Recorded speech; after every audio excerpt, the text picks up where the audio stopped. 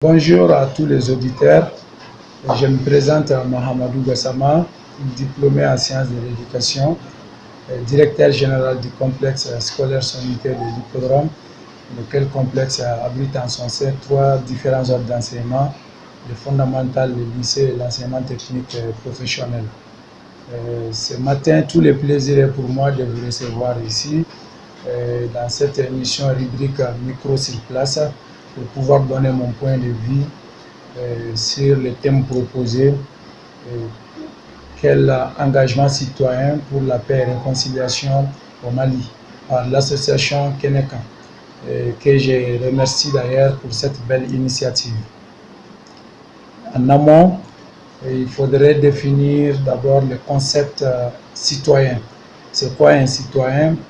Un citoyen est une personne qui relève de l'autorité de la protection d'un État dont elle est ressortissante. Autrement dit, est reconnu citoyen tout membre participant à la vie active d'une cité, d'un État, ayant des droits et devoirs sans distinction de sexe, d'âge, de religion, de culture.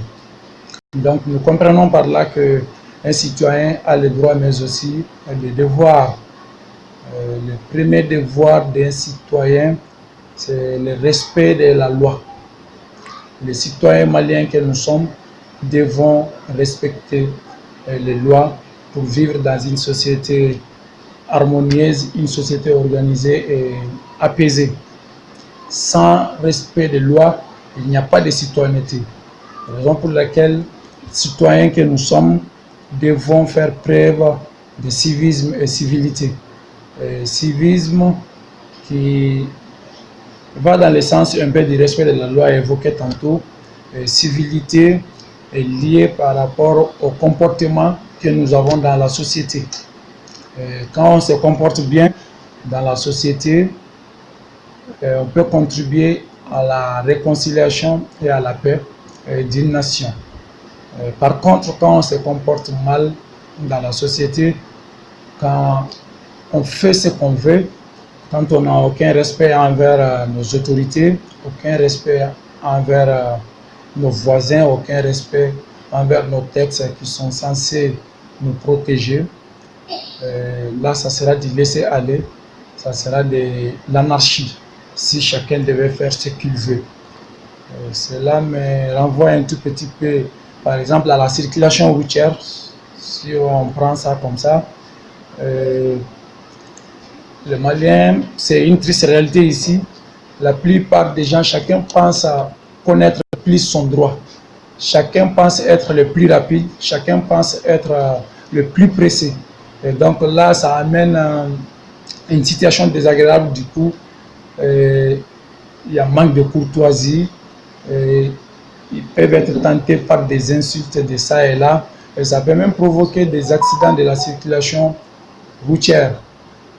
Ou encore, si je prends un exemple sur nos services publics, nos entreprises, par exemple, la plupart des employés, je ne dis pas tous, mais la plupart des employés sont animés par l'inconscience professionnelle. Normalement, c'est pourquoi on a été embauché, on a été recruté. On doit le faire avec professionnalisme, avec rigueur, avec amour. Mais ici, c'est une réalité qui n'étrange à personne. Et quand on se présente dans nos services publics pour avoir quelque chose qui nous revient de droit, il faut obligatoirement glisser un pot de vin, faute de quoi ton problème sera difficilement résolu. Cela aussi s'ajoute un tout petit peu, la plupart des citoyens sont démobilisés. La démobilisation face à leurs devoirs.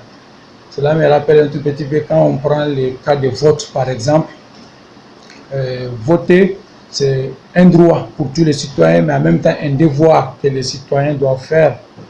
Ici, je constate que la plupart des gens ne votent pas trop. Le taux de participation aux élections n'est pas aussi que ça. Ceux-là même qui votent, malheureusement, la plupart d'entre eux n'hésitent pas de monnayer leur voix pour des thés, des t-shirts, des sommes dérisoire. Et là, c'est regrettable, vraiment désolant. Et à cela s'ajoute également,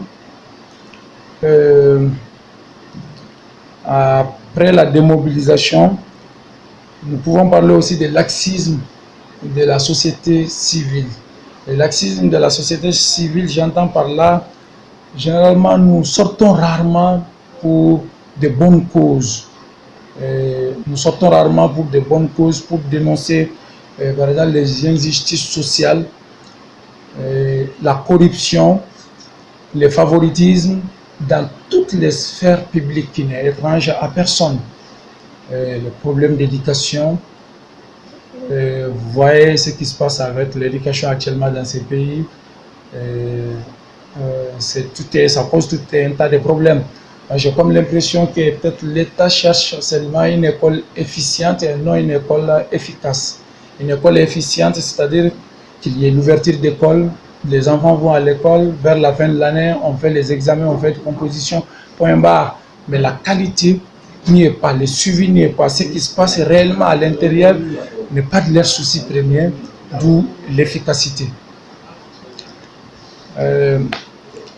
Pour terminer, je dirais que chacun peut d'une manière ou d'une autre apporter sa pierre à l'édifice national. Il faut un changement de mentalité. Il faut que nos autorités aussi prennent conscience de leurs responsabilités. Bref, tant qu'on ne changera pas nos comportements, qu'on ne luttera pas contre l'impunité, la démobilisation, la fraude, l'inconscience professionnelle, les injustices sociales, nous pouvons difficilement parvenir à la réconciliation